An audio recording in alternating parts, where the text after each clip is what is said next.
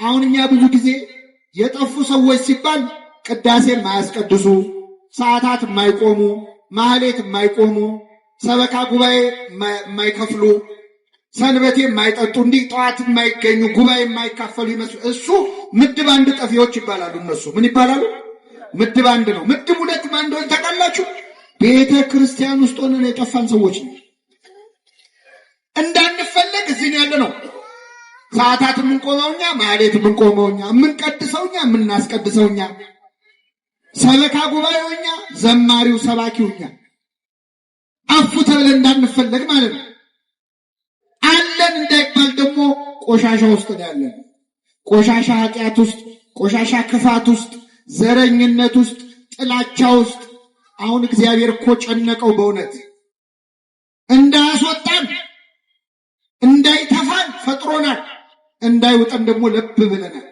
በራድ ወይም ትኩስ ብትሆን መልካም ነበር፣ እንዲያው ለብ ስላልክ ከአፌ ልተፋህ ነው ይላል። እንደዚህ ከመጥፋት እግዚአብሔር በቸርነቱ ይሰውረን። አያችሁ፣ እዚህም ሆኖ መጥፋት አለ ለካ። እንደኔ እዚህ እንደቆምኩት ቃሉን ቆሞ እየሰበኩ መጥፋት አለ። የጥሩምባ ነፍ ሕይወት ያለን ሰዎች አለ። ሌላውን ንስሐ ግባ ምንል፣ እኛ ግን ማንገባ። ሌላውን ታረቅ ምንል፣ እኛ ግን ቂመኞች። ልክ እንደ መርፌ አሁን ብዙ ቀዳዳ ይሰፋል፣ እላው ላይ ግን አንድ ቀዳዳ አለች። እሷን ይሰፋል አይሰፋ። መርፌ የሆንን ሰዎች አለ። የሰው ቀዳዳ ስንሰፋ ምንል ማለት ወይ ደግሞ እንደ መቋሚያ አሁን ብዙ ሰው ተደግፎት ይቆማል። እሱ ቆሞ ያውቃል? መልሱልኝ። ማቆም እንጂ መቆም አይችልም። አንድ ክርስቲያን ከቤተ ክርስቲያን ተለይቶ እንዴት ይጠፋል ካላችሁ፣ የመጀመሪያ የሚጠፋው እንደ በግ ነው። የመጀመሪያው የሚጠፋው እንደ ምንድን ነው? እንደ በግ ነው። በግ እንዴት ነው የሚጠፋው? እስቲ ንገሩኝ ምዕመናን። በግ የሚጠፋው አውቆ ነው ወይስ አያውቅ ነው? መልሱልኝ።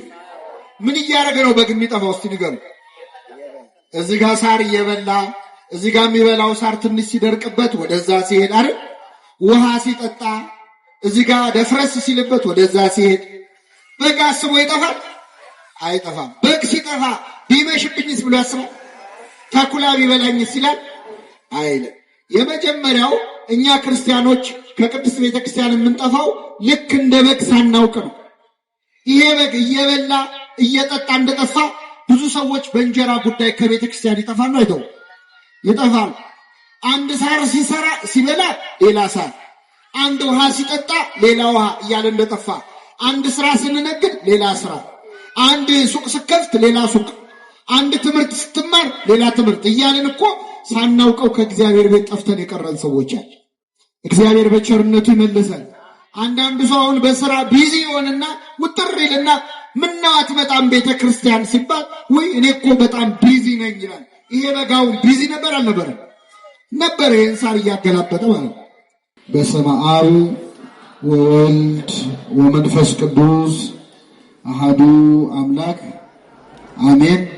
ክቡር አባታችን የዚህ ታላቅ ደብር አስተዳዳሪ፣ ክቡራን አበው ሊቃውንተ ቤተ ክርስቲያን፣ ካህናት፣ ወንድሞች ዲያቆናት፣ ምእመናት፣ አባቶች፣ እናቶች፣ ወንድሞች፣ እህቶች እንዲሁም ሕፃናት በእግዚአብሔር ሰላምታ እንደምናደራችሁ አሜን። ምሕረት ቸርነቱን አብዝቶ እስከዚህች ሰዓት ያደረሰን በማለዳ በቤተ መቅደሱ ከሥርዓተ ቅዳሴው እንድንካፈል ሥጋውና ደሙን እንድንቀበል ከገናናው ሰማዕት ከቅዱስ ጊዮርጊስ በረከት ረድኤት እንድንሳተፍ በቤቱ የሰበሰበን የአባቶቻችን አምላክ ልዑለ ባሕርይ እግዚአብሔር ስሙ የተመሰገነ ይሁን።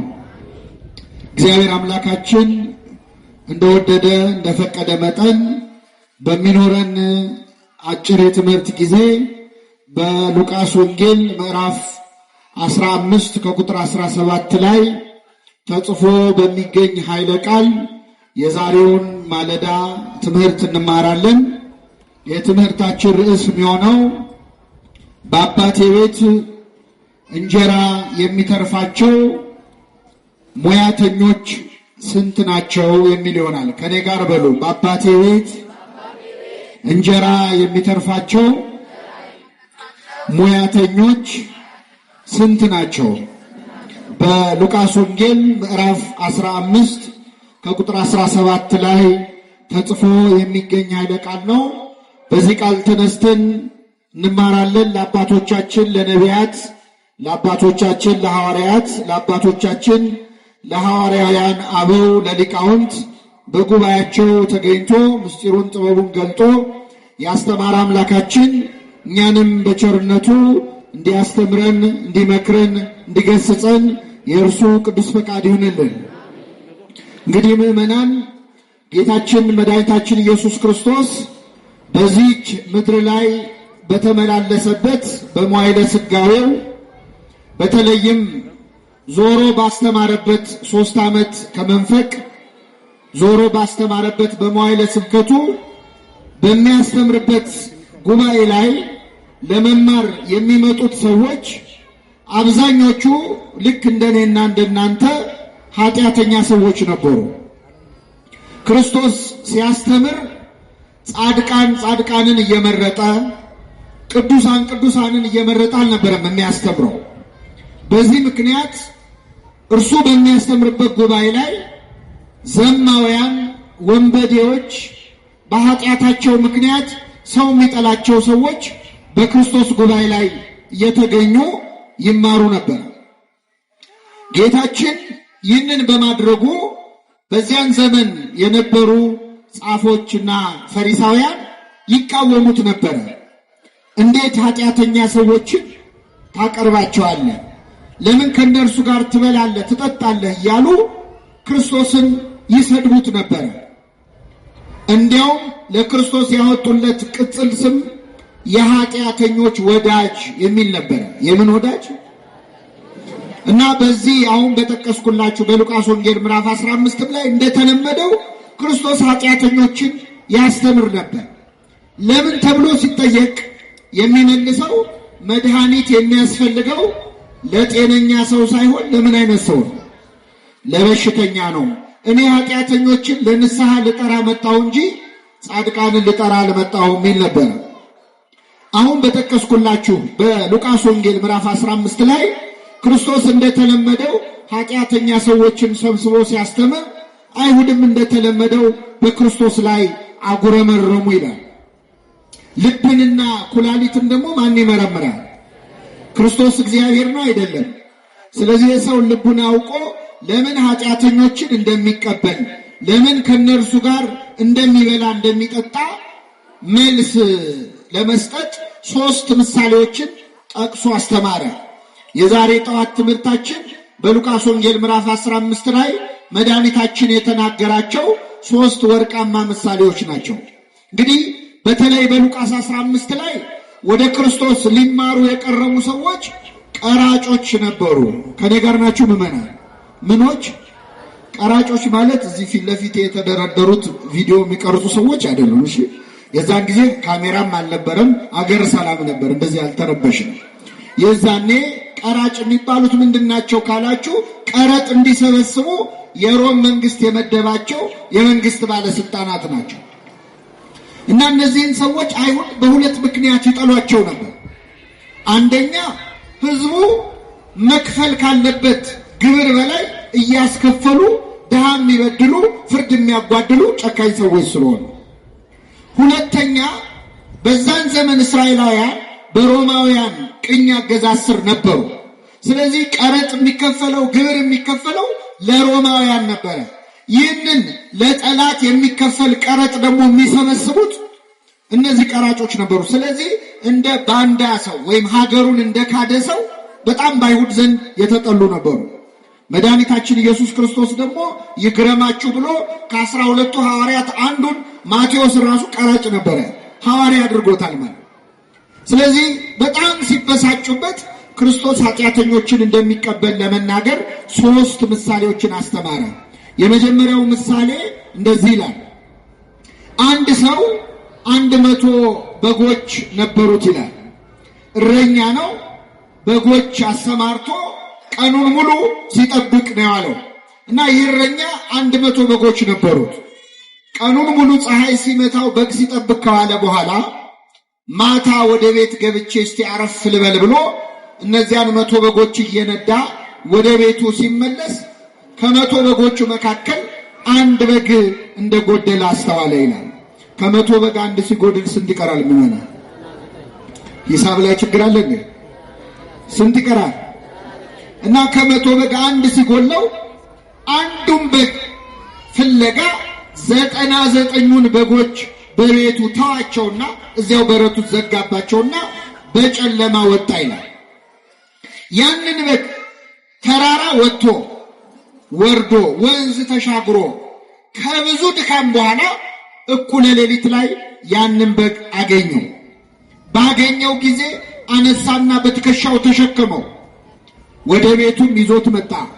ጎረቤቶቹንና ወዳጆቹን ጠርቶ የጠፋውን በጌን አግኝቼዋለሁና ከኔ ጋር ደስ ይበላችሁ አላቸው። እውነት እውነት እላችኋለሁ ንስሐ በሚገባ በአንድ ኃጢአተኛ ምክንያትም በሰማይ መላእክት ዘንድ ደስታ ይሆናል አላቸው። ይህ የመጀመሪያው ምሳሌ ነው። ክርስቶስ ሁለተኛ ምሳሌ ተናገረ። አንዲት ሴት ደግሞ 10 ድሪም ነበራት ይላል። ድሪም ማለት በመካከለኛው ምስራቅ ድርሃም ማለት ሳንቲም ነው፣ ገንዘብ ነው። አንዳንዶች ጌጥ ነው ብለው ተርጉመውታል። እኛ በሳንቲሙን ያዘው። 10 ሳንቲሞች ያሏት አንዲት ሴት ነበረች።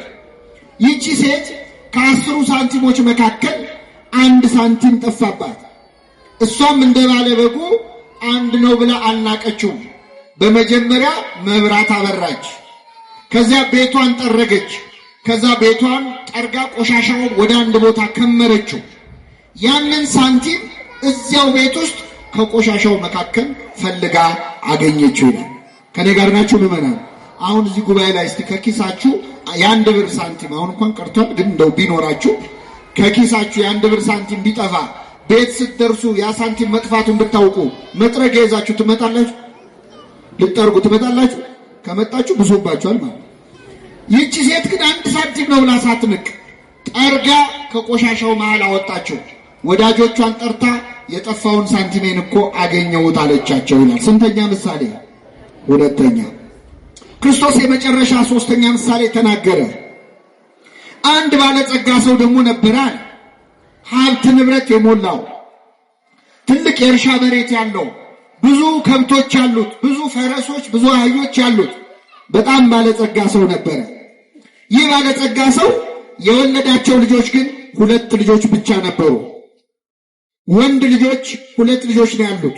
ሀብቱ ብዙ ነው፣ ልጆቹ ግን 2 ናቸው። የዚህን ሰውዬ የዚህን ባለጸጋ ሀብቱን የሚወርሱት እነማን ናቸው? መልሱልኝ። ልጆቹ ናቸው። ልጆች የአባታቸውን ሀብት የሚወርሱት መቼ ነው? አባታቸው ምን ሲሆን ነው? ይገርማቸዋል ምዕመናን። ከ2 ልጆቹ መሃል ትንሹ ልጅ ቢያይ አባቱ አልሞት አለው ማለት ቢጠብቅ የሰውዬ ንቅንቅ ነው። ስለዚህ መጣና አባቱ እስኪሞት መታገስ አቅቶት አባቴ የሚደርሰኝን ገንዘብ አሁኑን ስጠኝና ልሂድ አለ። አንድ ልጅ አባቱ በሕይወት እያለ ውርስ ከጠየቀ በተዘዋዋሪ ምን እየተመኘ ነው ማለት? ሞቱን ነው። የሚደርሰኝን ስጠኝና ልሂድ አለ። አባት እሺ አለ። ገንዘቡን የሚደርሰውን ገንዘብ ሰጠው። ይህ ልጅ አባቱ እስኪሞት ቢቆይ የአባቱን ሀብት ለ2 ይካፈል ነበር። አሁን ግን አባት በሕይወት ስላለ ለ3 ነው የሚደርሳቸው። 1/3ኛውን ከፈለና ሰጠው። ይህ ልጅ አባቱን ገንዘብ ልክ እንደተቀበለ ምን እንዳደረገ ታውቃላችሁ? ብን ብሎ ከዛች ሀገር ጠፋ፣ ወደ ሩቅ ሀገር ሄደ ይላል። በነገራችን ላይ እግዚአብሔር የማይሰጠን ለምን እንደሆነ ታውቃላችሁ? ሲሰጠን እንደምንጠፋ ስለሚያውቅ። አሁን በጣም ብዙ ሰው እንደው መድኃኒዓለም ውዬ የምገባበት አንድ ነገር ብቻ ስጠኝ አደራህን ብሎ ይለምናል። ሲሰጠው ግን ይጠፋል። ይህ ልጅ አባቱን ገንዘብ ይዞ ወደ ሩቅ ሀገር ሄደ። ሄዶ በአጭር ጊዜ የአባቱን ገንዘብ በትኖ ጨረሰ። መቼስ ያለፋህበት ገንዘብ እኮ ለማጥፋት ቀላል ነው አይደል? ስለዚህ ካገኘው ጋር በልቶ ካገኘው ጋር ጠጥቶ በአጭር ጊዜ አባቱን ገንዘብ በትኖ ጨረሰ። ገንዘቡ አለቀ። ገንዘቡ ሲያልቅ ደግሞ ጓደኞቹም አለቁ።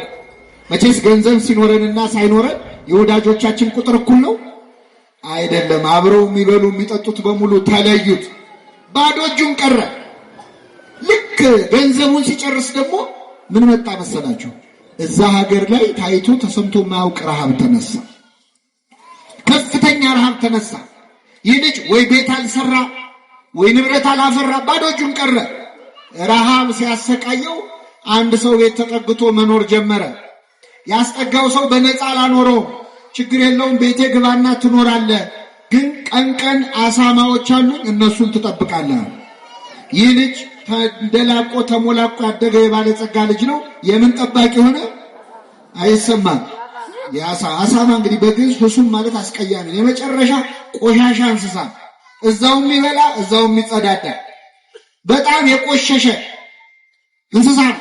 ይህ ልጅ የአሳማ በረት ውስጥ ቀኑን ሙሉ ሲጠብቅ መዋል ጀመረ። በጣም የሚሸት በረት ውስጥ ማለት ግን የሚገርማችሁ ከሽታው በላይ ይህ ልጅ በጣም ያስቸገረው እንደሆነ ታውቃላችሁ? ረሃብ ነበረ። በጣም ይርበው ነበረ። ከረሃቡ ጽናት የተነሳ አሳማዎቹ ከሚበሉት ምግብ ሊበላ ይመኝ ነበር ይላል። ምን ነው እንደነሱ ባደረገኝ ብሎ በአሳማ እስኪቀና ደረሰው። ይህን ጊዜ ወደ ልቡ ተመለሰ ይላል። እግዚአብሔር ሁላችንን ወደ ልባችን ይመልሳል። ምን አለ መሰላችሁ? በአባቴ ቤት እንጀራ የሚተርፋቸው አገልጋዮች ስንት ናቸው አለ። እነዚህ በረሃብ ልሞት ነው። እነዚህ የአሳማ ምግብ እያየው የጎመቸው ነው። በዚህ ሰዓት በልተው ጠጥተው ጠግበው ለውሻ የሚሰጡ በልተው ጠግበው ምግብ የሚደፉ የአባቴ ቤት ሙያተኞች ስንት ናቸው? ስለዚህ አሁኑኑ ተነስቼ ወደ አባቴ ሄዳለሁ። እንዲህ እለዋለሁ፣ አባቴ ሆይ በሰማይና በፊት በደልኩ። በሰማይ እናት አባትን አክብር ባለ በእግዚአብሔር ፊት በአንተም ፊት በደልኩ። ከእንግዲህ ወዲህ ልጅህ ተብዬ ልጠራ አይገባኝም። ቤቱ ውስጥ ካሉት አገልጋዮች እንደ አንዱ አድርገኝ እለዋለሁ አለ። ተነስቶ ወደ አባቱ መጣ ይላል። ከኔ ጋር ናችሁ ምዕመናን? እግዚአብሔር ከሁላችን ጋር ይሁን። አባቱም ገና ከሩቅ ሳለ አየውና አዘነለት። ገና ብቅ ሲል ሲያው አዘነለት። ወደ እርሱ ሮጠና አቀፈና ሳመው። ልጁም አባቴ ሆይ ልጅ ልባል አይገባኝም አለ። አባት ግን ገና ከአፉ ተቀብሎ ከሁሉ የተሻለ ልብስ አምጡና አልብሱት፣ ለጣቱ ቀለበት ለእግሩ ጫማ ስጡት፣ የሰባውን ፍሪዳ አምጡና አረዱለት፣ እንብላ ደስ ይበለን። ይህ ልጄ ሞቶ ነበር ሕያው ሆኗል፣ ጠፍቶ ነበር ተገኝቷል አለ። ደስ የሚላቸው ጀመር ይላል። ይህ ሁሉ ሲሆን ምዕመናን ይህ ባለጸጋ ስንት ልጆች አሉት ብያቸዋል። ታላቅ ወንድሙ እርሻ ሲያርሱሎ ማታ ላይ ወደ ቤት ተመለሰ። ወደ ቤት ሲመጣ ቤቱ እልልታ በእልልታ ሆኗል። ድግስ ላይ ነው። ከበሮ ይመታል፣ እልል ይባላል። አንዱን ሕፃን ጠራና ምንድነው የምሰማው ብሎ ጠየቀው። አይ ወንድም መጥቶ አባት የሰባውን ፍሪዳ አርዶለት ነው አለ። ተቆጣ፣ ሊገባም አልፈለገም ይላል። አባቱም ወጥቶ ለመነው ይላል። መከረኛ አባት የጠፋው ልጅ ሲመጣ ቤት ውስጥ ያለው ደግሞ አልገባም አለ። ኧረ እባክህ ግባ አለው። አልገባም፣ እኔ እስከ ዛሬ እንደ ባሪያ ተገዝቼልሃለሁ። እንደምን ተገዝቼልሃል? ካዘዝከኝ ያልፈጸምኩት አንድም ነገር የለም። ነገር ግን ለእኔና ለጓደኞቼ በግ እንኳን አርደ ብሉ ብለህን ታውቃለህ? ፍየል እንኳን አርደ አብልተህን ታውቃለህ? ዛሬ ግን ገንዘብህን ከጋለሞቶች ጋር በልቶ ይሄ ልጅህ ሲመጣ አለ። ይሄ ምንህ ሲመጣ አይሰማም? ምኑ ነው ለሱ? ይህ ወንድሜ አይደለም ያለው። ይሄ ልጅ ሲመጣ ፍሪዳ አረድክለት፣ ስለዚህ አልገባም አለ። አባት ግን ምን አለው? ልጄ ሆይ አንተ እስከ ዛሬ ከኔ ጋር ነበርክ። የእኔ የሆነ ሁሉ የማን ነው? ያንተ ነው። ነገር ግን ይህ ወንድምህ ሞቶ ነበር ሕያው ስለሆነ፣ ጠፍቶ ነበር ስለተገኘ ደስ ሊለን ሐሴትም ልናደርግ ይገባናል አለው ይላል። ስለ ቃሉ አምላካችን ስም የተመሰገነ ይሁን። ስንት ምሳሌዎች ነገርኳችሁ ምዕመናን። መጀመሪያ የጠፋው ምንድነው? ጅብ ነው። ሁለተኛው ሳንቲሙ ላይ ነቃላችሁ ምንድነው? ሁለተኛው ምንድነው? ሶስተኛው ሰው ነው። የሚገርማችሁ የሉቃስ ወንጌል ምዕራፍ 15 አሁን ያነበብነው መድኃኒታችን ኢየሱስ ክርስቶስ ከተናገራቸው ምሳሌዎች ሁሉ እጅግ ወርቃማው ምሳሌ ነው። የሌሎች ምሳሌዎች አክሊል ነው፣ ዘውድ ነው። እንደውም አንዱ ሊቅ ምን አለ? መጽሐፍ ቅዱስ ቢጠፋ ራሱ ይህንን ምዕራፍ ወስዶ መጽሐፍ ቅዱስን ድጋሚ መጻፍ ይቻላል። እዚህ ውስጥ በጣም ብዙ ትምህርት አለ። ምስጢረ ሥላሴ አለ፣ ምስጢረ ሥጋዌ አለ፣ ምስጢረ ቁርባን አለ፣ ምስጢረ ትንሣኤ አለ፣ ነገረ መላእክት አለ፣ ብዙ ነገረ ድህነት አለ። ሁሉን ለመማር ጊዜያችንም ዕውቀታችንም አይፈቅድልንም። እኔ እንደው አንድ ክርስቲያን ከአምላኩ ከእግዚአብሔር ተለይቶ እንዴት ይጠፋል የሚለውን ብቻ ልንገራችሁ። የመጀመሪያ ላይ የጠፋው በግ ነው፣ እንስሳ ነው። ሁለተኛ የጠፋው ዕቃ ነው። ሶስተኛ የጠፋው ምንድነው? ሰው ነው። ሰው ሆነን ከአምላካችን ተለይተን ልንጠፋ እንችላለን? እንችላለን በኃጢአት።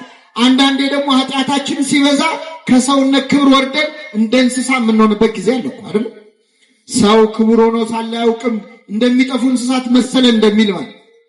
አንዳንዴ ደግሞ ሰው ከእንስሳም ያንሳል።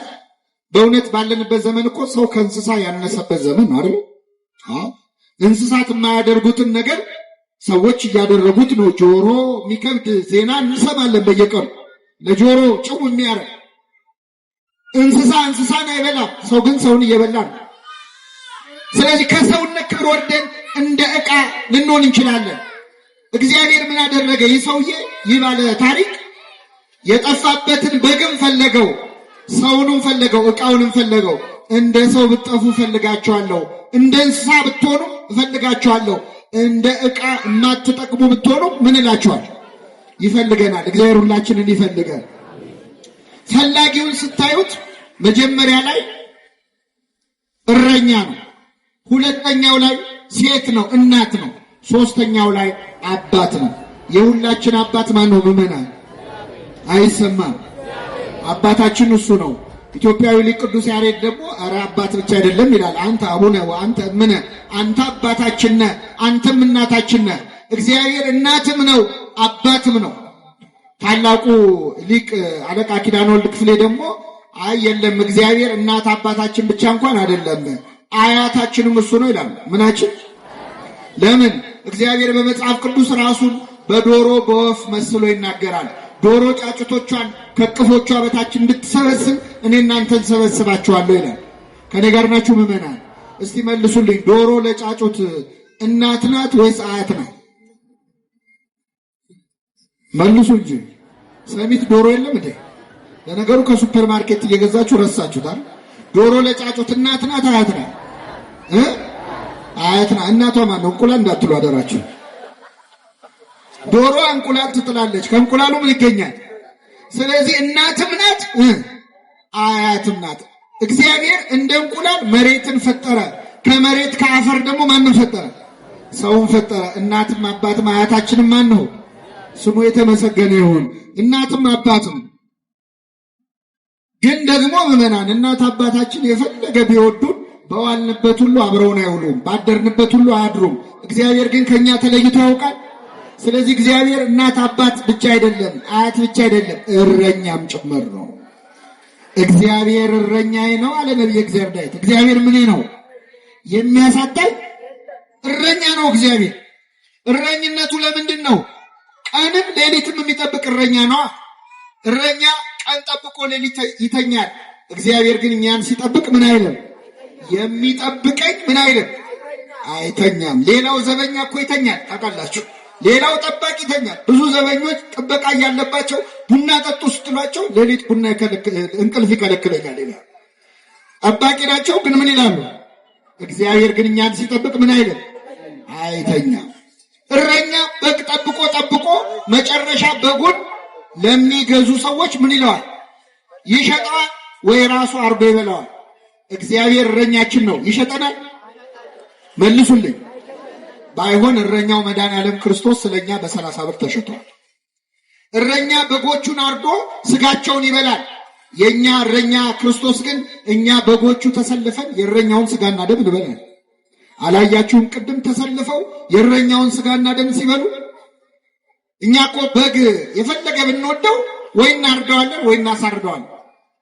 አሁን ለዓመት በዓል እስቲ መልሱልኝ። ዓመት በዓል ሲደርስ ለገና ለፋሲካ በግን የምንገዛው ከሳምንት በፊት ነው ብዙ ጊዜ አይደለ? ከኔ ጋር ናችሁ? ከሳምንት በፊት እንገዛለን፣ በግ እናስራለን ቤታችን። ያንን በግ አንድ ሳምንት እኛ ጋር ሲቆይ አንንከባከበው? በአፉ ሳር ይሰጠዋል፣ ውሃ ይሰጠዋል። ለምንድን ነው የምንንከባከበው? እስቲ መልሱልኝ። ምናልባት ያበግ ያን ሰሞን የሚያየውን ፍቅር አይቶ እንደው እንዴት የተባረኩ ሰዎች ናቸው፣ እንደው በልቼ የምጠግብ አይመስላቸው፣ እንደው እዚሁ ባሳድበው እንደው አዶፕት አድርገው ልጃቸው ባረጉኝ ይላል። እንንከባከበዋለን፣ ግን ለማረድ ነው። የእረኛ ፍቅር እስከ ማረድ ነው። የክርስቶስ ፍቅር ግን ለበጎቹ ነፍሱን እስከ ማሳለፍ ድረስ። ይህ እረኛ 100 በጎች ነበሩት ይላል። የጠፋበት በግ ስንት ነው? አቤት! አንዱም በግ ፍለጋ በጨለማ ወጣ፣ እስኪያገኘው ድረስ ፈለገው፣ ባገኘው ጊዜ በትከሻው ተሸከመው ይላል። ይህ እረኛ መድኃኒታችን ኢየሱስ ክርስቶስ ነው። 100 በግ የተባሉት ሰውና መላእክት ናቸው። አንድ በግ ጠፋ የተባለው ደቂቀ አዳም ነው፣ እኛ ነን፣ የሰው ልጆች። እስኪያገኘን ድረስ ፈለገ የተባለው ከሰማየ ሰማያት ወርዶ እኛን ፍለጋ ተወልዶ ሰው መሆኑን ነው።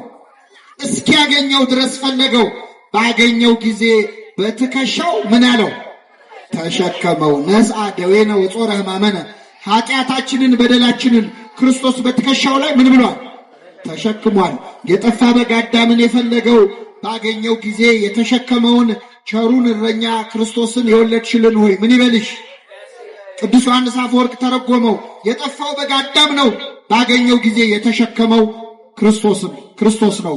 የተሸከመው የሁላችንን ኃጢአት። ስለዚህ እየተናገረ ያለው ስለ ማዳን ስራው። ወደኛ ዘመን ግን ልመልሳችሁ ምዕመናን፣ ወደኛ ዘመን ልመልሳችሁ። አንድ ክርስቲያን ከቤተ ክርስቲያን ተለይቶ እንዴት ይጠፋል ካላችሁ፣ የመጀመሪያ የሚጠፋው እንደ በግ ነው። የመጀመሪያው የሚጠፋው እንደ ምንድን ነው? እንደ በግ ነው። በግ እንዴት ነው የሚጠፋው? እስቲ ንገሩኝ ምዕመናን። በግ የሚጠፋው አውቆ ነው ወይስ አያውቅ ነው? መልሱልኝ። ምን እያደረገ ነው በግ የሚጠፋው? እስቲ ንገሩ። እዚህ ጋር ሳር እየበላ እዚህ ጋር የሚበላው ሳር ትንሽ ሲደርቅበት ወደዛ ሲሄድ አይደል? ውሃ ሲጠጣ እዚህ ጋር ደፍረስ ሲልበት ወደዛ ሲሄድ። በግ አስቦ ይጠፋል? አይጠፋም። በግ ሲጠፋ ቢመሽብኝስ ብሎ ያስባል? ተኩላ ቢበላኝስ ይላል? አይልም። የመጀመሪያው እኛ ክርስቲያኖች ከቅድስት ቤተክርስቲያን የምንጠፋው ልክ እንደ በግ ሳናውቅ ነው። ይሄ በግ እየበላ እየጠጣ እንደጠፋ ብዙ ሰዎች በእንጀራ ጉዳይ ከቤተክርስቲያን ይጠፋሉ። አይተው ይጠፋሉ። አንድ ሳር ሲበላ ሌላ ሳር፣ አንድ ውሃ ሲጠጣ ሌላ ውሃ እያለ እንደጠፋ፣ አንድ ስራ ስንነግድ ሌላ ስራ፣ አንድ ሱቅ ስከፍት ሌላ ሱቅ፣ አንድ ትምህርት ስትማር ሌላ ትምህርት እያልን እኮ ሳናውቀው ከእግዚአብሔር ቤት ጠፍተን የቀረን ሰዎች አለ። እግዚአብሔር በቸርነቱ ይመልሰን። አንዳንዱ ሰው አሁን በስራ ቢዚ ይሆንና ውጥር ይልና ምነው አትመጣም ቤተ ክርስቲያን ሲባል ወይ እኔ እኮ በጣም ቢዚ ነኝ ይላል። ይሄ በጋው ቢዚ ነበር አልነበረም? ነበር። ይሄን ሳር እያገላበጠ ማለት ነው። እግዚአብሔር አትስሩ፣ አትነግዱ፣ አትማሩ አይልም። ከቤተ ክርስቲያን ግን እንድንርቅ አይፈልግም። ከቤቱ ከመራቅ እግዚአብሔር ይሰውረን። አዎ በግ ሲጠፋ ተኩላ ቢበላኝ አይልም፣ ገደል ብገባ አይልም። ሰዎች ከእግዚአብሔር ቤት ሲርቁ ተኩላ የተባሉ መናፍቃን ቢነጥቁኝስ፣ የበግ ለምድ ለብሰው የሚመጡ በውስጣቸው እንደ ተኩላ ነጣቂዎች የሆኑ መምህራን ቢወስዱኝስ ብሎ አያስብም ሰው። ገደል ብገባ አይልም። ብሞትስ ሳንል ነው ከእግዚአብሔር ቤት እኮ የምንርቀው ብዙዎቻችን። እኔ ያሳዝነኛል። በተለይ ኢትዮጵያውያን እድሜ ልካችንን እኮ ለመኖር ስንዘጋጅ እኮ ነው የምንሞተው። ታውቃላችሁ? ለመኖር ስንዘጋጅ ቤት ለመስራት መኪና ለመግዛት እንደው የሆነ ህይወት ለመጀመር ስንዘጋጅ እንሞታለን። የነፍሳችንን ነገር ትተን ስጋችን ላይ ብቻ ስንሮጥ ማለት እና እንዲህ የጠፋነውን እግዚአብሔር በቸርነቱ ይመልሳል። ምን አደረገ? ፍለጋ ወጣ እግዚአብሔር ይላል። አንድ ሰው ጠፋ ብሎ አይንቅም እግዚአብሔር። ፍለጋ ወጣ፣ እስኪያገኘው ድረስ ፈለገው። እስቲ ድምጻችሁን ከፍ አድርጋችሁ ይህን ቃል ከኔ ጋር ድገሙ። እስኪያገኘው ድረስ ፈለገው። እግዚአብሔር የሚፈልገን ምን እስኪለን ነው? አዎ እስኪ ደክመው አይልም፣ አይደክመው። እስኪ ሰለቸው አይልም፣ አይሰለቸው። ምን እስኪለን ነው የሚፈልገን? እስኪያገኝ። ባገኘው ጊዜ አነሳና በትከሻው ምን አለው? ይሄ ደግሞ በጣም ይገርማል።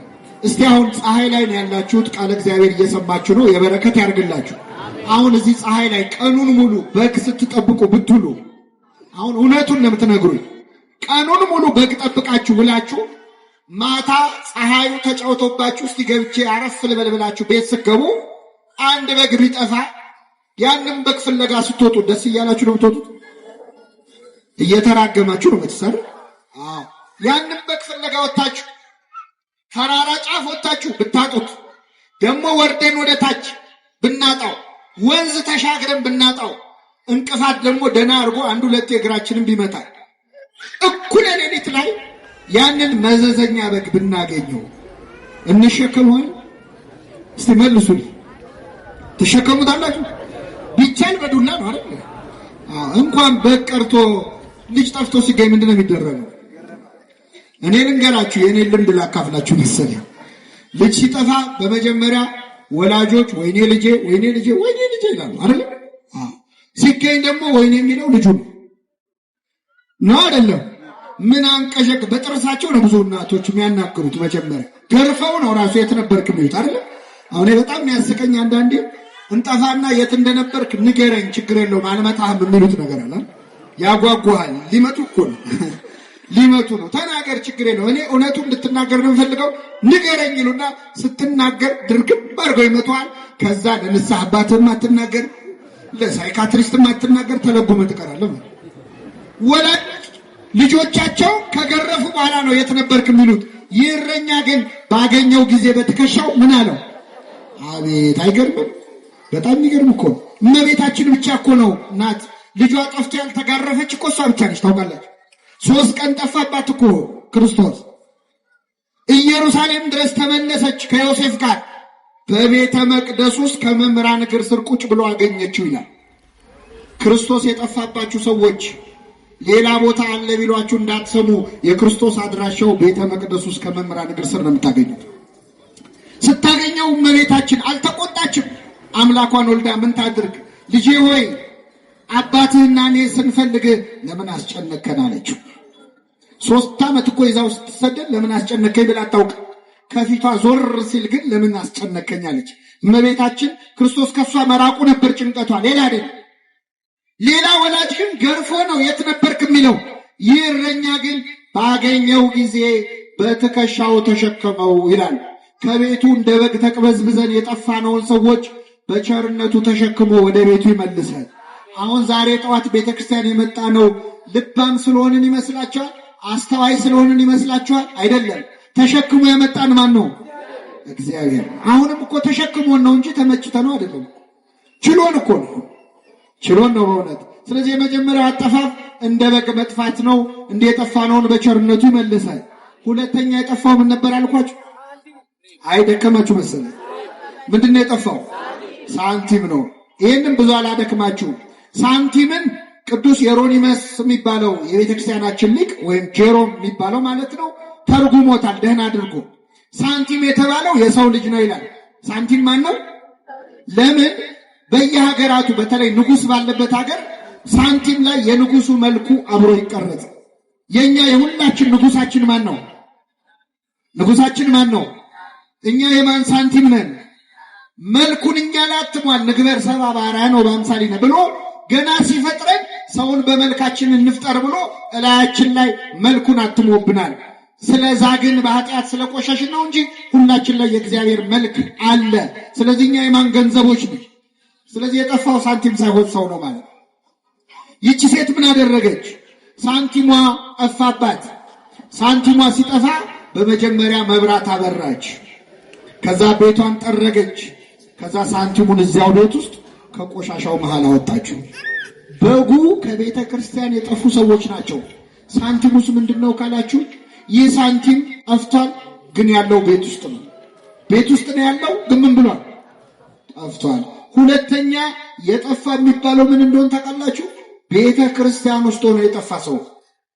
አሁን እኛ ብዙ ጊዜ የጠፉ ሰዎች ሲባል ቅዳሴን ማያስቀድሱ፣ ሰዓታት የማይቆሙ፣ ማህሌት የማይቆሙ፣ ሰበካ ጉባኤ የማይከፍሉ፣ ሰንበቴ የማይጠጡ፣ እንዲህ ጠዋት የማይገኙ፣ ጉባኤ የማይካፈሉ ይመስሉ እሱ ምድብ አንድ ጠፊዎች ይባላሉ። እነሱ ምን ይባላሉ? ምድብ አንድ ነው። ምድብ ሁለት ማን እንደሆነ ታውቃላችሁ? ቤተ ክርስቲያን ውስጥ ሆነን የጠፋን ሰዎች ነው። እንዳንፈለግ እዚህ ያለ ነው።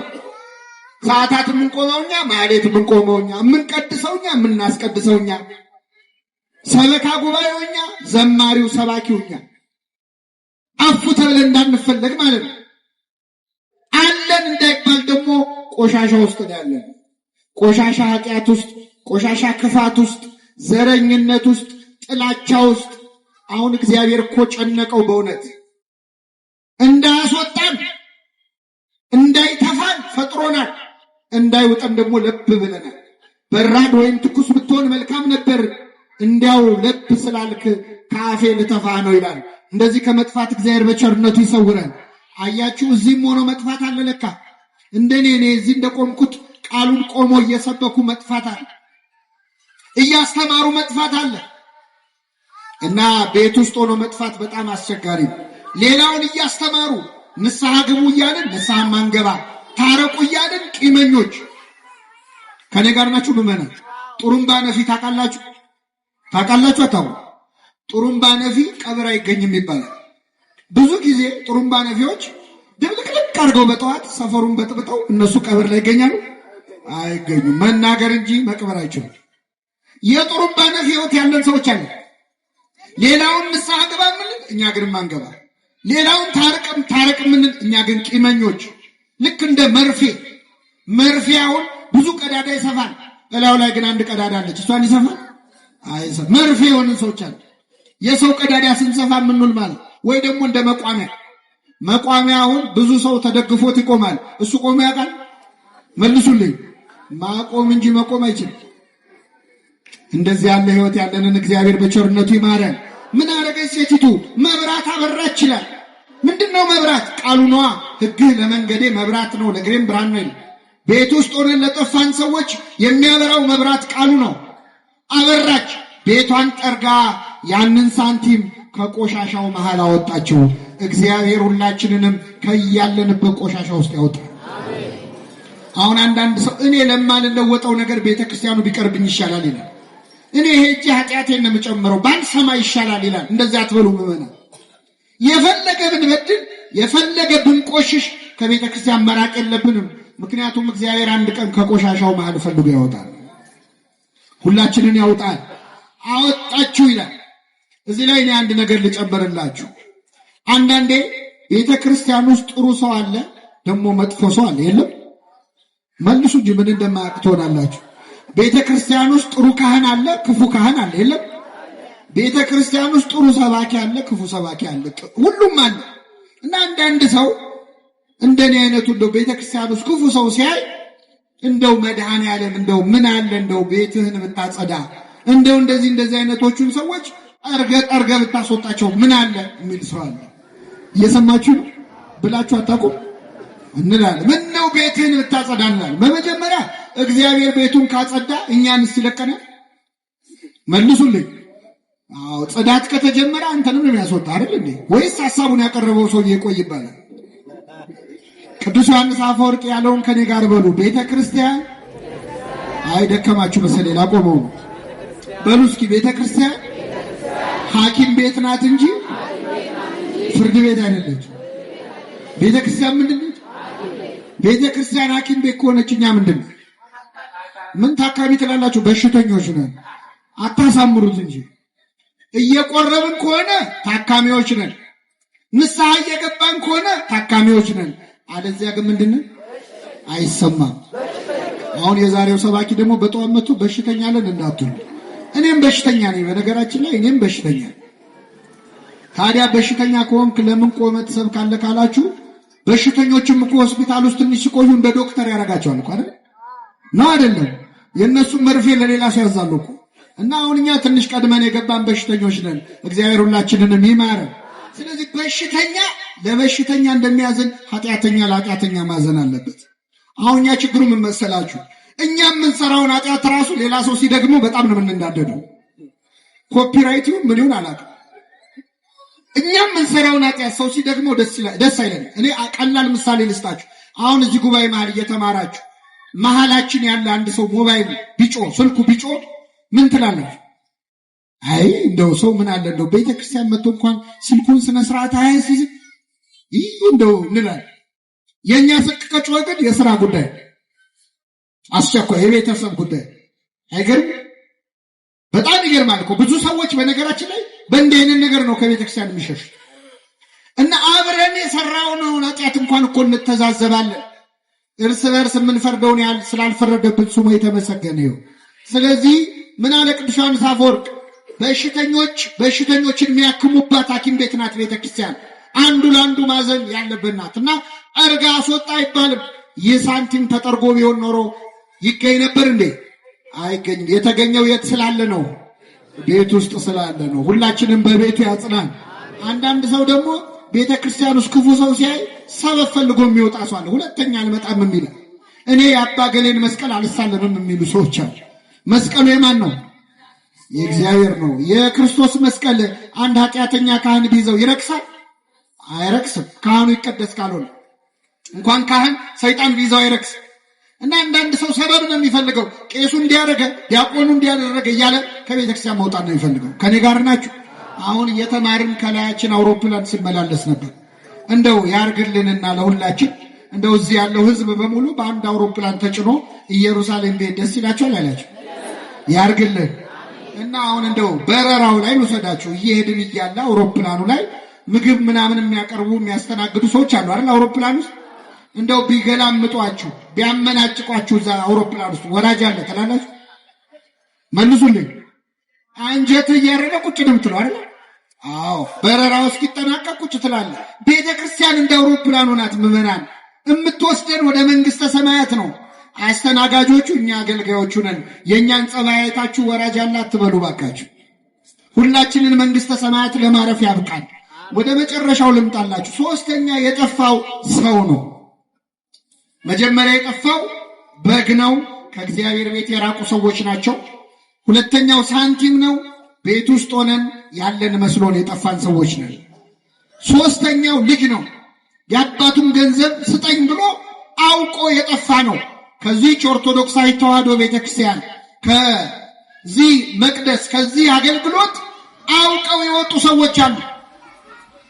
ይህ ልጅ አባቱ ቤት ቁጭ ብሎ አንዴ ውሃ ቅዳ፣ አንዴ እንጨት ፍለጥ፣ አንዴ ከብቶቹን መልሳቸው፣ በጊዜ ግባ መባል ሰልችቶት ነው የወጣው። ከዚህች ኦርቶዶክሳዊ ተዋሕዶ ቤተክርስቲያን ጾም ሰልችቷቸው፣ ጸሎት ሰልችቷቸው፣ ምንኩስና ከብዷቸው የወጡ ሰዎች አሉ የሉም? እግዚአብሔር ይመልሳቸው። ጾም ሰልችቷቸው የወጡ ነው። በመሰረቱ ጾም እኛም ብዙም ትወዳላችሁ? ጾም ሲመልሱ ጾም ትወዳላችሁ? ትወዳላችሁ? እሺ መልሱልኝ ሳትዋሹ። ጾም ሲወጣ ነው ሲገባ ነው እንኳን አደረሳችሁ የምትባባሉት? አንወሻሽ። እንደው ፈገግ ብላችሁ እንኳን አደረሰሽ የምትሉት መቼ ነው? ሲወጣ ነው። ቅዱስ ያሬድ ምን ይላል? ሐዘን ለአብዳን ወትንሲት ለጠቢባን። ጾም ለጠቢባን ደስታ ናት፣ ለሰነፎች ግን ሐዘን ነች። ጾም እኮ የሥጋ ረሃብ አይደለም፣ የነፍስ ጥጋብ ነው። ቤተክርስቲያን ጾም ያበዛችው ልትመግበን ነው እንጂ ልታስርበን አይደለም። እና ይህ ልጅ ቤት ውስጥ መታዘዝ ሰልችቶት እንደወጣ ትእዛዝ ሰልችቷቸው የወጡ አሉ። እግዚአብሔር በቸርነቱ ይመልሳቸው። ሄደ፣ የሚፈልገውን ደስታ ግን አላገኘም። ገንዘቡን በትኖ ጨረሰ ይላል። ከቤተ ክርስቲያን ስትወጣ ሰላም ያለ ደስታ ያለ መስሎ ትወጣለህ፣ ግን ወጥተህ የምትፈልገውን ደስታ አታገኝ። ገንዘብህን ጸጋህን በትነህ ትጨርሰዋል። እግዚአብሔር ጸጋችንን ከመበተን ይሰውረን። አቤት ምን የመሳሰለ ጸጋ ያላቸው ሰዎች ከዚች ቤተክርስቲያን ሲወጡ እኮ ጸጋቸው ብን ብሎ ጠፍቶ እነሱ ናቸው ወይስ አይደሉም ማለት ደረጃ ላይ ደርሰን። ምን የመሰለ ድምፅ የነበራቸው ድምፃቸው የተገባ ያልናቸዋል።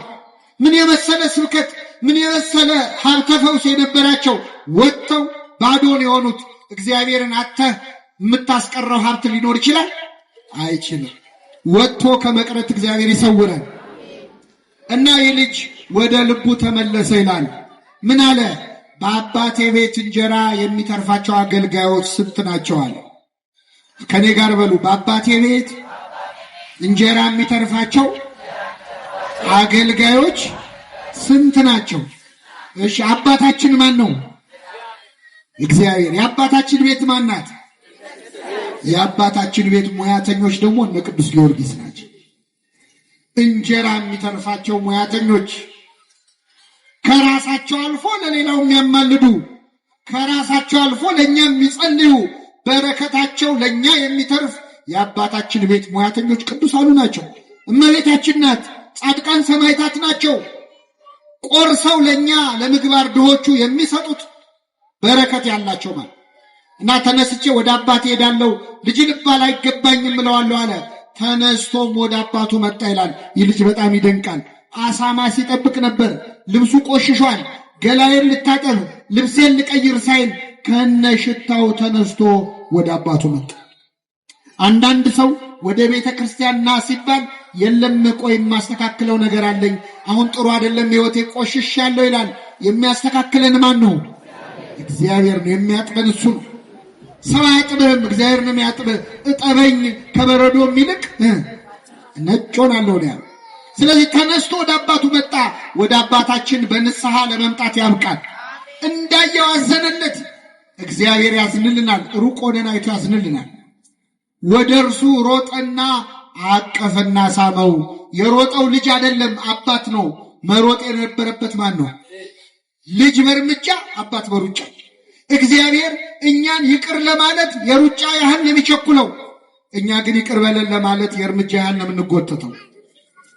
እግዚአብሔር ይቅር ማለት ሳይሰለቸው እኮ እኛ ይቅር በለን ማለት ሰለቸን። እሱ ምህረት ማድረግ ሳይሰለቸው እኛ ማረን ማለት ሰለቸን። ሮጠና አቀፈና ሳመው። የራበው ለምግብ የጠማው ለመጠጥ እንደሚቸኩል ክርስቶስ ይቅር ለማለት ይቸኩላል ይላል አባ ጊዮርጊስ ዘጋስጫ። አቀፈና ሳመው። ከሁሉ የተሻለ ልብስ አምጡና አልብሱት፣ ለጣቱ ቀለበት ለእግሩ ጫማ ስጡት፣ የሰባውን ፍሪዳ ረዱለታል። እግዚአብሔር ይቅር በለኝ ብለህ ስትመጣ የት ከርመህ መጣህ ብሎ አይጠይቅህም። ገንዘቤን የታደረከው አይልህም። ምን ስትሰራ ከረምክ አይልህም። ከሁሉ የተሻለ ልብስ አምጡና አልብሱት ብሎ የቀደመ ጸጋህን ይመልስልሃል። የሁላችንን ጸጋ ይመልስልን። አዎ ፍሪዳ ረዱለት አለ።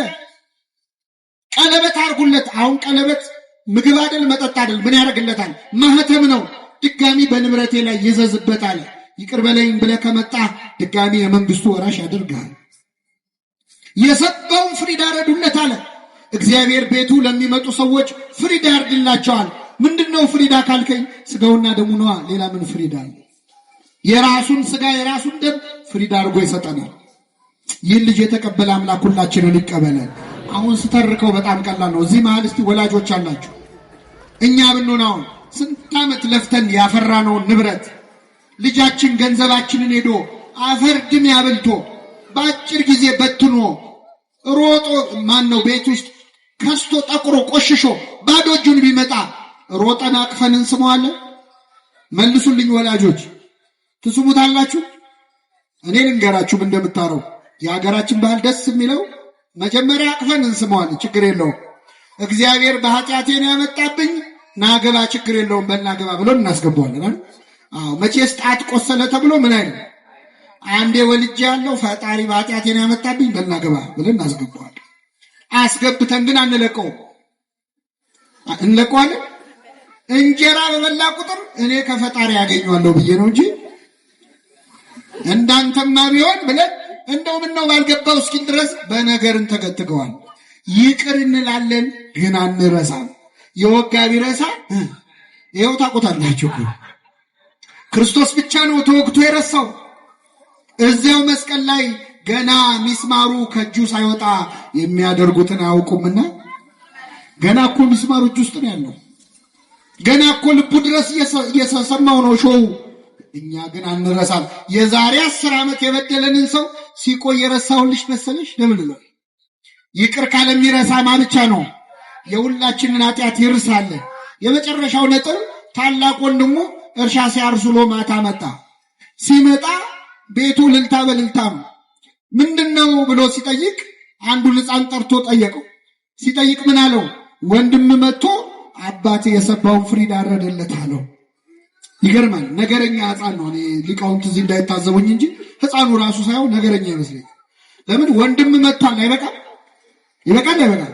ወንድም መጥቶ አባቴ ያን ትልቁን ፍሪዳ አረደለት ይላል። እንትን ሲል እኮ ነው ሲያጣላ ማለት። ተቆጣ፣ ሊገባ አልፈለገም ይላል። አባቱም ወጥቶ ለመነው ይላል። እባክህ ግባ አለው። አልገባም፣ እኔ እስከ ዛሬ እንደ ባሪያ ተገዝቼልህ ምን አደረክ? ምን አረክልኝ? አንድ ነገር አረክልኝ? ዛሬ ግን ገንዘብን ከጋለሞቶች ጋር በልቶ ለመጣ ልጅ ይህን ፍሪዳ አረድክለት። አልገባም አለ። በጣም ይገርማል።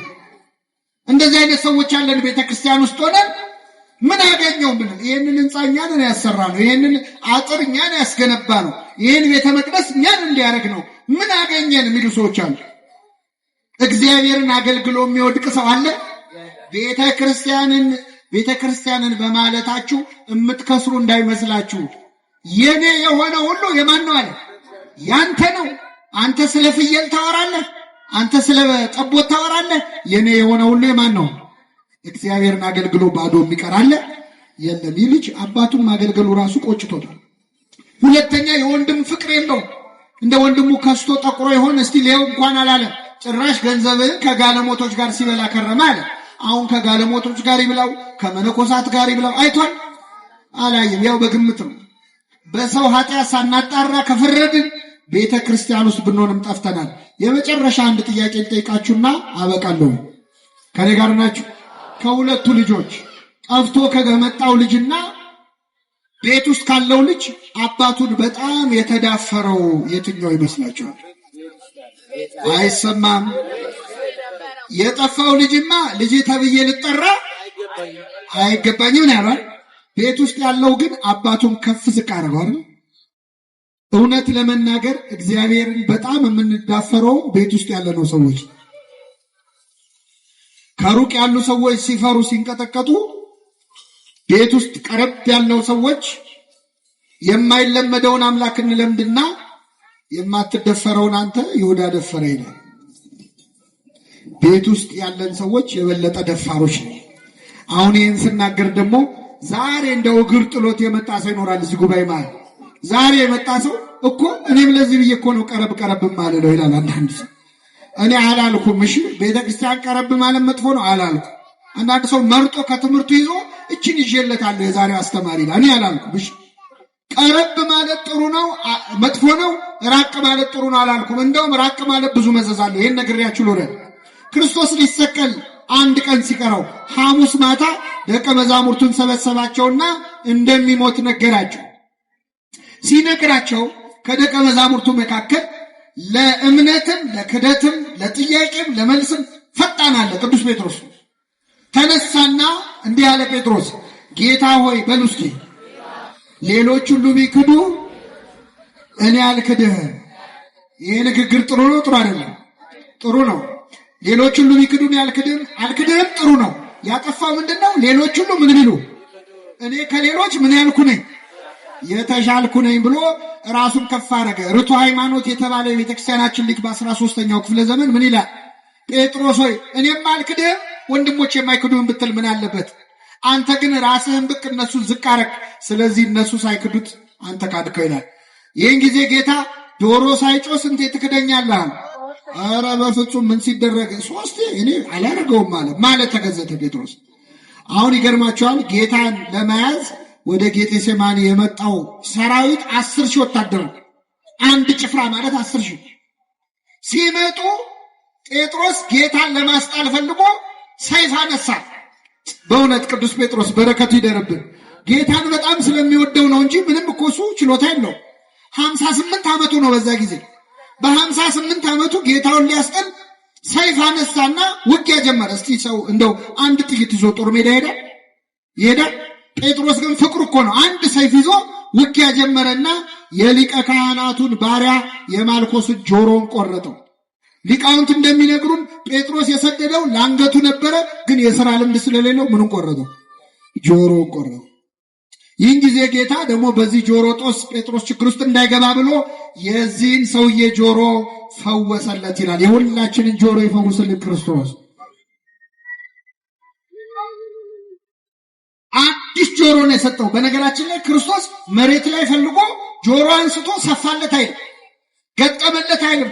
አዲስ ጆሮ ነው የሰጠው። ምን ያደርግለታል? የተበላሸ ጆሮ ምን ያደርግለታል? ስንት ክፉ ወሬ የሰማ ጆሮ ምን ያደርግለታል? ጆሮውን ቀየረለት። ክርስቶስ ጆሮአችንን ይቀይረልን። እሱም ብቻ የሚሰሙ ጆሮዎችን ይስጠን። ቅዳሴያችን እንደሚለው እሱን የሚሰማ ጆሮ ይሰጣል ከፈለገ። እና ጴጥሮስ አሁን ጌታን ለማስጣል ሞከረ፣ አልቻለም። እግሬ አውጪ ብሎ ሸሸ። አሁን ጥሎ ቤቱ እንዳይሄድ ክርስቶስን ይወደዋል። ቀረብ እንዳይል አብረው ቢሰቅሉኝስ ብሎ ፈራ። ስለዚህ ጴጥሮስም ጌታን ከሩቅ ይከተለው ነበር ይላል። ከምን ከሩቅ? ቤተ ክርስቲያን በሩቁ ነው የሚሉ ሰዎች አሉ። አንቺ ልጅ ነግሬሻለሁ፣ ማህሌት ሰዓታት ምናምን ላንቺ አይመለከትሽም። አሁን ማህሌተ ጽጌ ወጣቶች ሲመጡ የሚመክሩ ወላጆች አሉ። እኔ ነግሬሻለሁ ትከሰፊያለሽ የሚሉ ቤተ ክርስቲያን በሩቅ ነው የሚሉ ሰዎች። ጴጥሮስ በሩቅ ጌታን ሲከተል በረደው። ሲበርደው እሳት ሊሞቁጭ አለ። እሳት ደግሞ ሙቀት ብቻ አይደለም ያለው ብርሃንም አለው። ፊቱን ወለል አድርጎ አሳየበት። እንዴ አንተ ከሱ ጋር አልነበር? አንተ ከሱ ጋር አልነበርክ? በጥያቄ አጣደፉት። 3 ጊዜ ሲጠይቁት ጴጥሮስ የምትሉትን ሰውየውን አላውቀውም ማለት። ማንን አላውቀው? ሰውየውን አላውቀውም ማለት። ክርስቶስን ሰውየው ከሚያስብል ፈተና ይሰውራችሁ። አይገርም? አንተ የሕያው እግዚአብሔር ልጅ ነው ያለው ክርስቶስ ሰውየው አለ። ከቤተ ክርስቲያን ራቅ ስትሉ ምዕመናን ይበርዳችኋል።